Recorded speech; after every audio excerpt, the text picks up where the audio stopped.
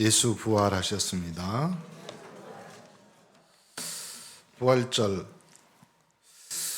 우리 기독교 안에서 가장 큰 명절이 두 개가 있습니다. 하나가 오늘 부활절이며 그 하나는 또 성탄절, 크리스마스죠. 예수님이 십자가형을 선고받고 나무 십자가에 못 박힌 날로부터 3일째 되는 주일, 일요일 말하죠. 그 날에 부활하신 것을 기념하는 기독교 최대의 축제이자 우리나라뿐만 아니라 서구 여러 나라에는 가장 큰 명절이고 축제일입니다. 고린도전서 15장 17절에 만일 그리스도께서 다시 살아나지 않았다면 우리가 믿는 이 믿음이 헛것이 된다. 우리가 아직 죄에서 벗어나지 못하고 헤매고 있을 것이다 이 말이죠. 그러므로 우리가 부활에 동참하는 자로 하나님이 축복하신 줄 믿습니다. 기독교에서 이 성탄절의 위상을 뛰어넘는 예수님에 관련된 대축제이자 명절입니다. 한국 카톨릭에서는 이걸 뭐라고 하냐면 공식 명칭은 주님 부활 대축제일, 그래서 풀어서 부활 대축제일이라고 부릅니다. 이제 우리 정교회라는 것이 있어요. 정교회가 이제 로마 카톨릭에서 빠져나와 동방 정교회를 만들었는데 이 정교회와 이 개신교는 부활절 또는 부활주일이라고 부릅니다. 서양에서는 이 부활절을 국가 최대의 명절로, 서방교회 그러니까 로마 카톨릭 이쪽에는 이것이 시발점이 돼서 카톨릭 신자율이 제일 높은 이제 유럽 때 그쪽은 이제 부활절을 1년 최대의 명절로 삼죠. 이 부활절 최대 명절, 그러니까 부활절 전후로 4일간 휴일 이렇게 합니다. 우리는 이제 부활절보다 더 큰 명절이 있죠. 크리스마스하고. 그거는 이제 기독교 관련된 명절이지만 우리에는 설날과 추석이 있잖아요. 특히 이 호주는 부활절 퍼레이드 이 기간에 가장 많은 행사가 집중되어 있습니다. 북미나 캐나다 크리스마스와 함께 최대 명절로 이 부활절을 기념하고 있습니다. 그래서 아예 성금요일부터 예수님 십자가에 못 박힌 날 성금요일부터 법정 휴일로 정하고 이것들을 지키고 있죠. 언제 제정됐냐면 기독교 안에 여러 가지 협의회가 있었습니다. 왜 그러냐면 예수님이 하나님의 아들이다.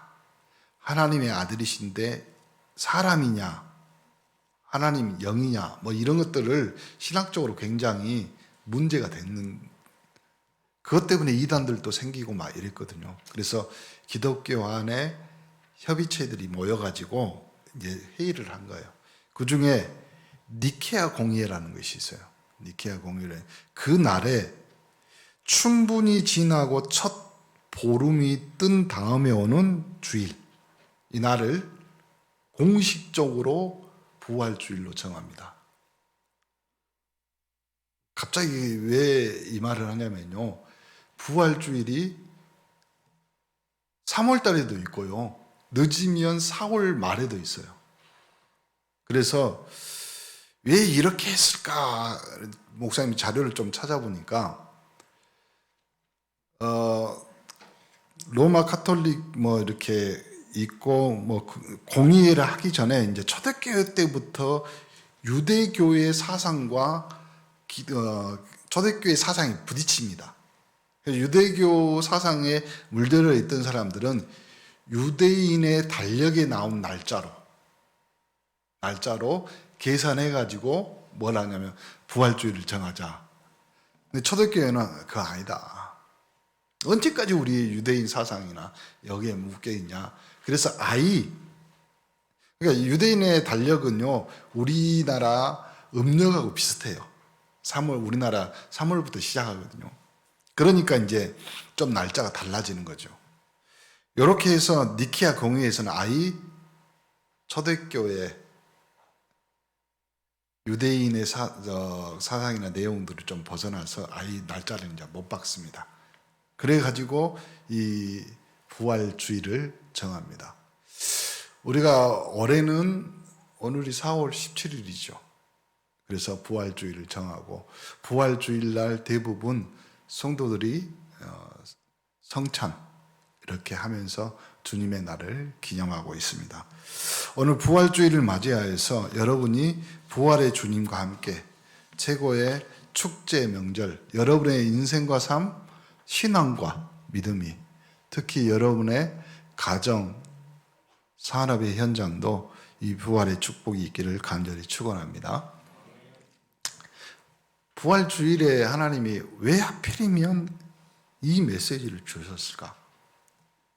우리 로마서를 계속 쭉 읽어가면서 로마서의 내용들을 정리해 가면서 말씀을 전하는데 왜 하필이면 오늘 7장 이 본문일까? 7장에 나오는 마지막 사도 바울의 신앙의 극심한 고민이 들어 있습니다. 왜냐하면 나는 내 안에 하나님의 성령이 내주하시고 내가 하나님의 자녀인데 나 말고 또 다른 한 인간, 한 사람이 살고 있는 것 같다. 그렇죠? 그러니까 거의 우리는 두 마음, 두 생각, 우리 속에는 두 사람이 사는 것 같다. 그런데 이게 하나 될 때 역사가 일어나잖아요. 우리에게 늘 두 사람이 있는데 이제 하나 되는 그 시간이 응답의 시간표입니다. 어떤 사람은 자기가 하고 싶은 말도 있고 의견도 발표해야 되지만 안 하는 사람도 있습니다. 어떤 사람은 신앙생활 표현도 잘 안 하고 어떤 사람은 성경 공부하고 다락방 하는데도 뭘 숨기고 있는 이중으로, 그러니까 우리가 조금 관찰해 보면 아는 내용들이 있거든요. 성경에 보면 이게 하나가 될 때 또 하나가 된 군인이었던 사람이 하나님의 최고의 응답을 이루어갑니다. 그 대표적인 인물이 다윗입니다. 다윗이 이런 것을 두려워하지 않고 다윗은 골리앗 앞에서도 담대했잖아요. 이스라엘 백성들은 두 마음으로 골리앗 앞에서 굉장히 두려워 떨고 있었거든요. 그런데 다윗은 사울과 싸울 때도 비굴하지 않고 자기 자신을 양보하잖아요. 그래서 이 모든 일들 하나님이 보시기에 군인이었던 다윗을 통해서 큰 역사를 이뤄갑니다. 여러분, 이중인격이 되면 어떻게 되는지 아십니까? 인간이 이렇게 이중생활을 계속 하는데 누가 이렇게 하고 싶어서 하겠습니까? 그런데 이렇게 하다 보면 자칫 잘못하면 이중생활이 뭐하고 연결되냐면 신앙생활과 연결되면 큰일 나는 겁니다.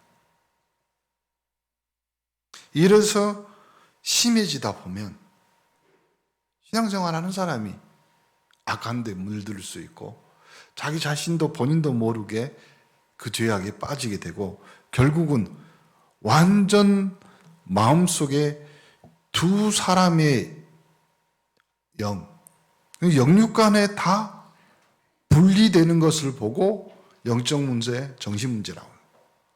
이성적, 정신 이상으로 가는 거지. 누구나 사람들은 두 마음이 있습니다. 근데 이것을 우리가 신앙생활 하면서 믿음과 불신앙, 그럴 수 있습니다. 근데 이것이 잘 조절돼야 돼요. 그 졸졸되는 방법이 예배를 통해서 하나님이 주시는 은혜 속에서 그 일들이 가능하겠죠. 첫 번째, 하나님은 성경에 이 하나님의 기적이 언제 일어나냐면 오늘 저와 여러분이 기도 응답받는 중요한 답을 얻어야 되겠는데 성경에 보면 이 하나님의 기적이 언제 일어나느냐. 아브람, 여러분 제일 응답을 이룬 믿음의 조상 아브람을 보면 창세기 13장 18절 하나님 앞에 단을 쌓았습니다. 창세기 14장 14절 20절에 보면 아브람에 뭐가 나오냐면 결단이 나옵니다. 아브람의 힘이 계속 이중생활한 것 같이 보였잖아요. 그런데 어느 날 아브람이 뭘 내려요? 결단을 내립니다. 내가 모든 것을 양보하겠다. 지금부터 하나님 앞에 나는 서겠다. 오늘 저와 여러분이 그 결단의 축복 속에 있기를 간절히 축원합니다. 얼마 안 가서 이제 하나님의 역사가 일어나죠. 여러분 이걸 놓치지 말기를 간절히 축원합니다. 여러분이 구원받은 백성이기 때문에 불신자하고 다릅니다. 달라요. 실패하는 것 같아도 반드시 승리하고 승리하는 것 같아도 또 실패할 때도 있어요. 여러분, 하나님의 자녀는 그때마다 결단하여 딱 하나님의 언약을 붙잡는 거예요. 승리, 실패가 우리의 결론은 아닙니다. 왜냐하면 승리는 요한복음 19장 31절에 예수님이 이미 끝냈습니다. 그리고 십자가의 죽으심과 동시에 무덤에서 부활하심으로 예수 그리스도의 승리는 끝났습니다. 그런데 내 삶이 실패다. 그러면 사람들이 왜 나는 실패할까? 아니라니까요. 우리가 100% 잘 살 수는 없죠. 그런데 하나님의 자녀는 언약을 붙잡는 이 시간이 굉장히 중요한 시간입니다. 그 시간이 여러분의 인생의 성공과 실패를 결정하는 겁니다. 두 번째, 다니엘 3장 8절부터 24절에 보면 아브람만 아니라 성경에 보면 사드락, 메삭, 아벳느고 이 사람들은 어찌 보면 공무원이잖아요. 공무원이면 국가에 충성해야 되잖아요. 공무원이면 그때 당시에 왕의 명령에 따라야 되잖아요. 계통이 있고 지금 말로 하면 이제 어느 정도냐면 우리나라의 뭐 도지사급 뭐 이 정도거든요. 근데 우상 앞에 절 한 번만 하면 성공시켜 주겠다. 다니엘서 3장 8절 24절에 뭐라고 말했냐면 우리가 불 가운데 들어가면 여호와 하나님께서 건져 주실 것이다. 그 뒷말이 더 무섭잖아요. 뒷말이 뭐라고 하냐면 여호와께서 우리를 건져 주시 아니하실지라도 그리 아니하실지라도 우리는 성공하기 위해 우상하게 절할 수 없다. 하나님은 이 사드락 메삭 아벳느고 전 세계에 하나님의 능력을 증거하잖아요.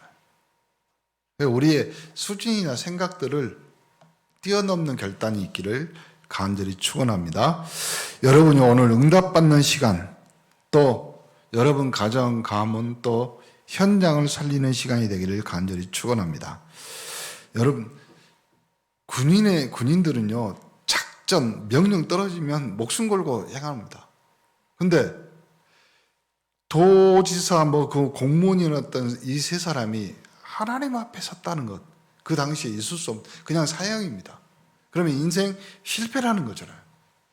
우리도 그렇습니다. 여러분의 인생 속에서 하나님이냐 세상에 선택해야 될 때가 있습니다. 그러면 세상을 선택하면 조금 편해 보입니다. 하나님 선택하면 조금 어려울 때도 있어요. 그것이 어려운 길이라고 생각될 때도 있습니다.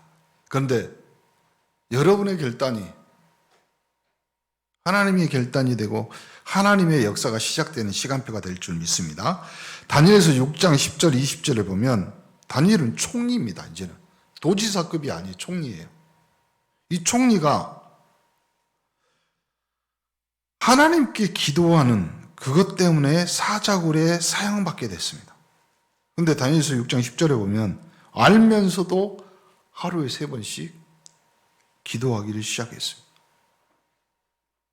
그러니 여러분, 우리의 결단의 수준은요, 우리가 정하는 것이 아닙니다.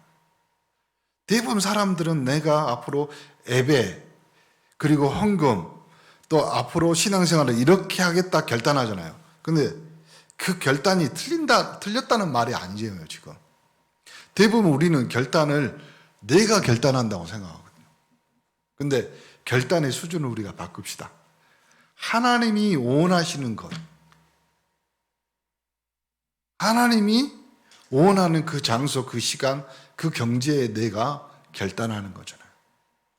대부분 결단을 그러니까 내가 결단하면 나의 능력, 나의 한계, 나의 경제, 나의 수준으로 결단하거든요.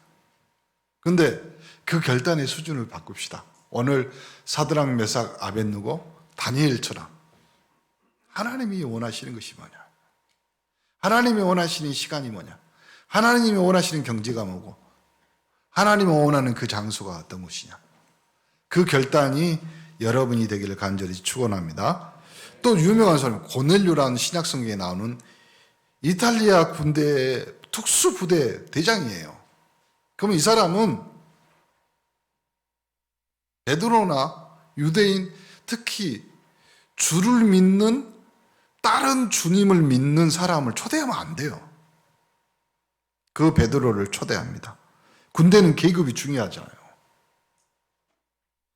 그 계급보다 더 중요한 위치에 있는 사람이 이 사람이에요.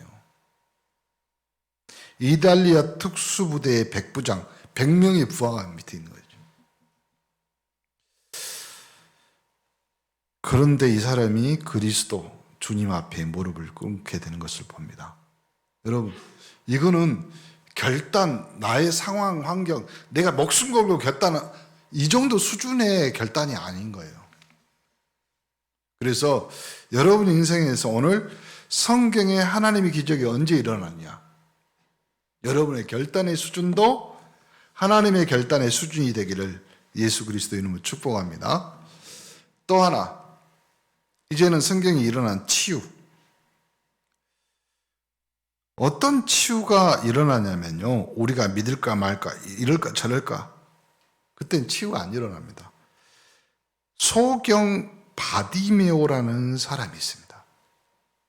이 사람이, 대부분 사람은 예수님이 앞에 지나가는데 소경이니까 안 보이니까 그냥 소리치거든요. 고함쳐. 그러니 예수님이 그 사람에게 가서 치유해 주거든요. 그럼 우리는 뭐라고 하냐면 예수님 앞에 고함쳐야 되겠다.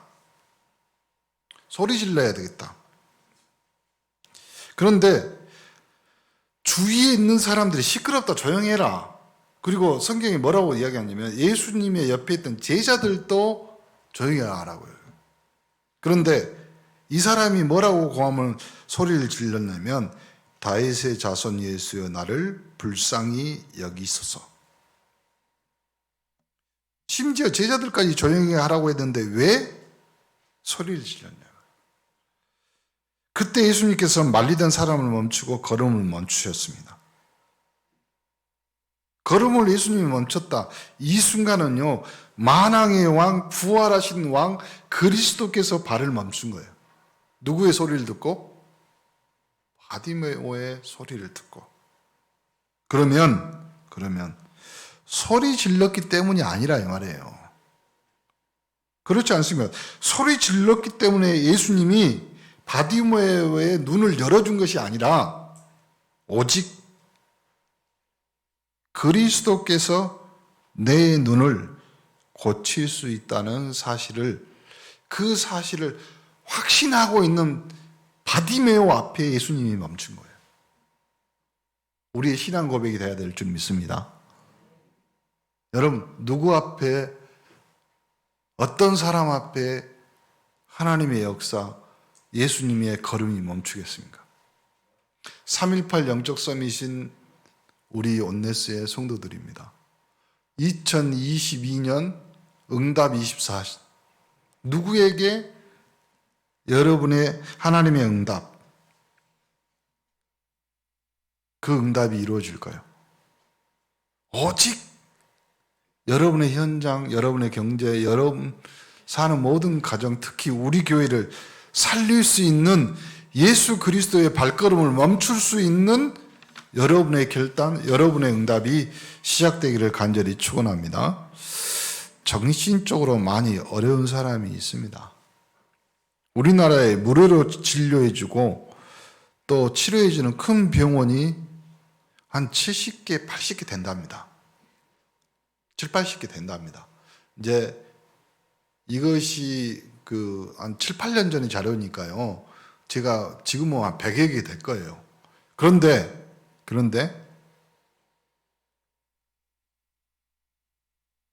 요 병원에 있는 사람들이 이제는 순서를 기다려요. 가득 찼다 이 말이잖아요, 지금.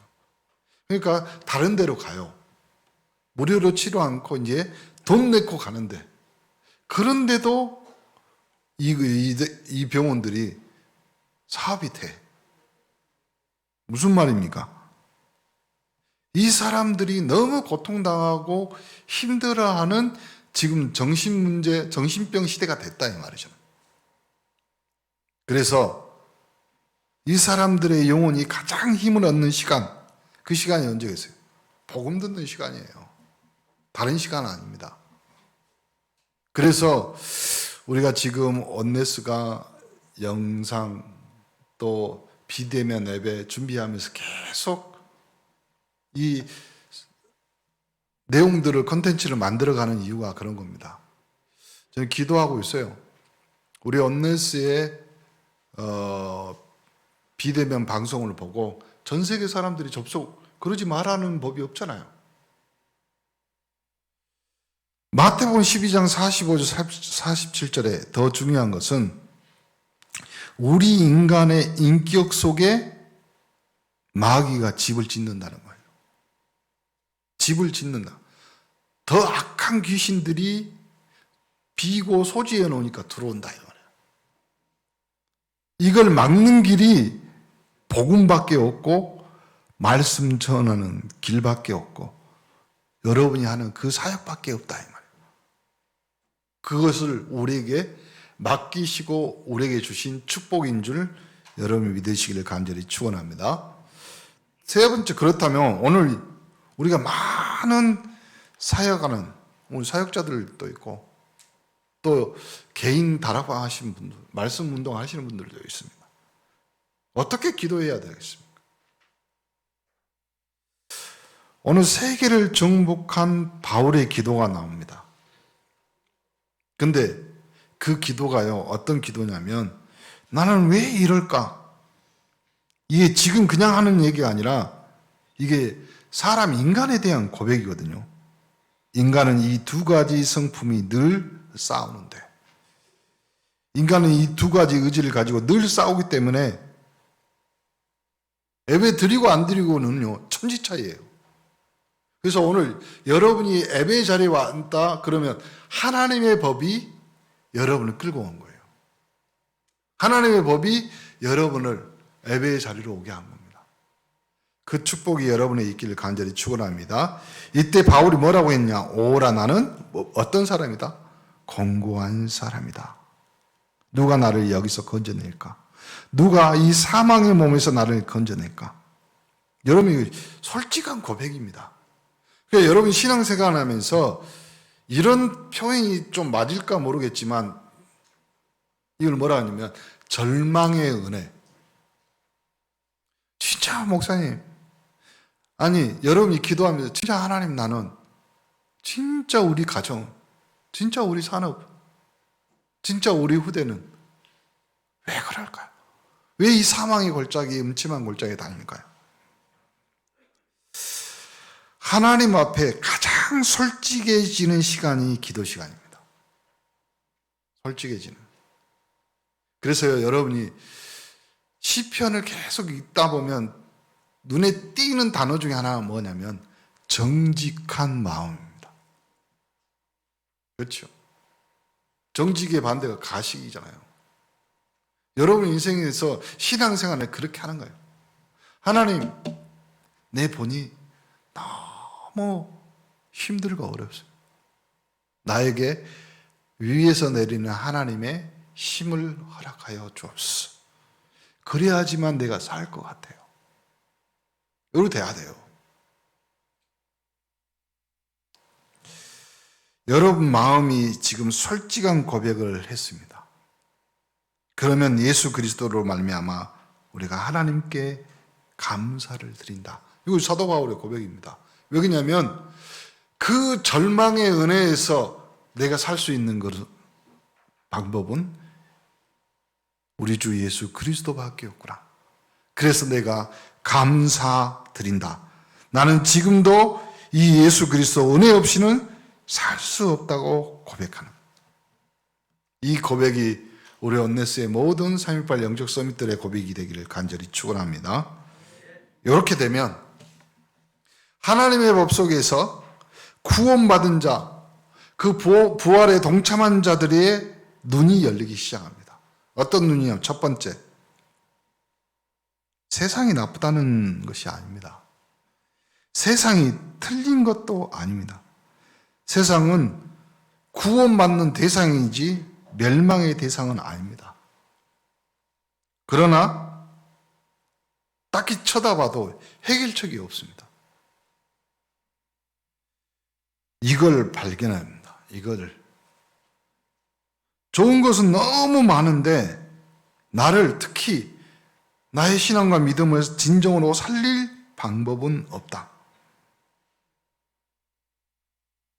절망 상태에 갔는데 어느 정도까지 절망 상태냐 이 말이죠. 여러분 인생에서 그 절망의 은혜 속에서 하나님이 주시는 하나님의 법 예수 그리스도를 통하여 새로운 은혜가 되기를 간절히 축원합니다. 내가 스스로 선을 행해서 구원을 받는다. 이건 틀린 생각입니다. 틀린 소리입니다. 그럴 수 없습니다. 우리 인간의 영혼은 구원받을 수가 없고 이미 죄와 사망의 권세 아래에 있다는 것을 알아야 돼. 그래서 오래전부터 하나님께서는 메시아를 보내시겠다 약속하신 구약성경. 그 구약성경 또 신약성경에 그분이 바로 그리스도 되신 예수님입니다. 이 말씀이 여러분 우리 인생과 딱 맞아떨어지고 우리 영혼과 부딪혀야 될 줄 믿습니다. 하나님의 아들이 마귀의 일을 멸하신 것입니다. 하나님의 아들이 여러분의 인생과 삶들을 싹 다 구원의 은혜로 들어가게 하신 줄 믿습니다. 여자의 후손이 뱀의 머리를 상하게 할 것이다. 이 말을 못 알아들으며 성경에 나와 있는 이 말씀, 만약에요 불경에서 여자의 후손이 뱀의 머리를 상하게 할 것이다. 그분이 예수 그리스도다. 다행히 불경이 안 나오고 성경이 나와 있잖아요. 저는 그 말이 불경이 나와 있더라도 그걸 믿어야 될 거 아니에요. 하나님의 말씀이 성경에 예수가 그리스도인 것을, 그리고 우리의 구원, 인간이 도저히 저주, 재앙, 멸망, 사단, 흑암, 지옥불경에서 빠져나올 수 없다. 이걸 하나님이 말씀, 성경에다 기록해. 그 기록 속에 있는 말씀을 여러분 영혼이 딱 부딪혔을 때 저는 그리스도시요 살아계신 하나님의 아들이, 우리는 그 말씀이 답이고 그 말씀이 하나님의 말씀인 성경에 기록되어 있다. 여러분에게 그 은혜 축복이 얼마나 큰지요. 그래서 우리에게 뭐가 보이냐? 소망의 눈이 뜨인 거예요. 그러면서 우리가 이때까지 신앙생활하면서 잘 지내왔지 않습니까? 근데 잘 지내왔는데 생각해보면 지내기만 했지 잘한 것은 별로 없어. 그런데 하나님은 우리를 은혜로 구원하셔서 멸망받아야 되는데 하나님의 은혜로.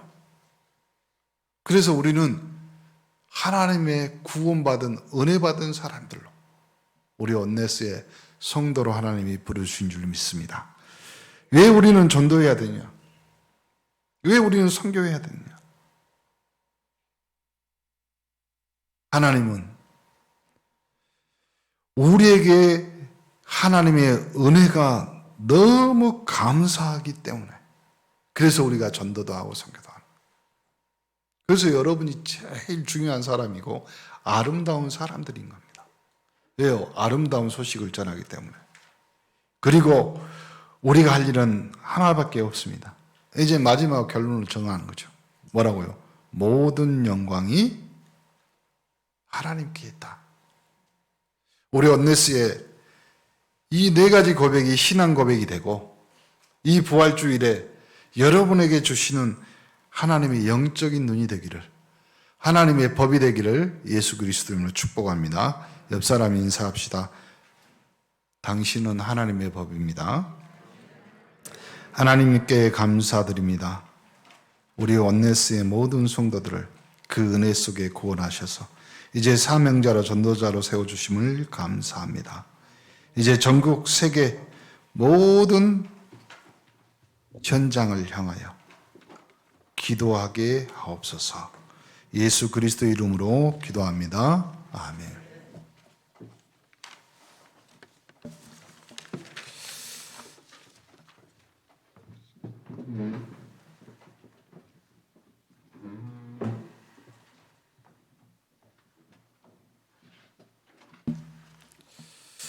바로 성례전, 우리 성만찬 예식을 하나님 앞에 드립니다.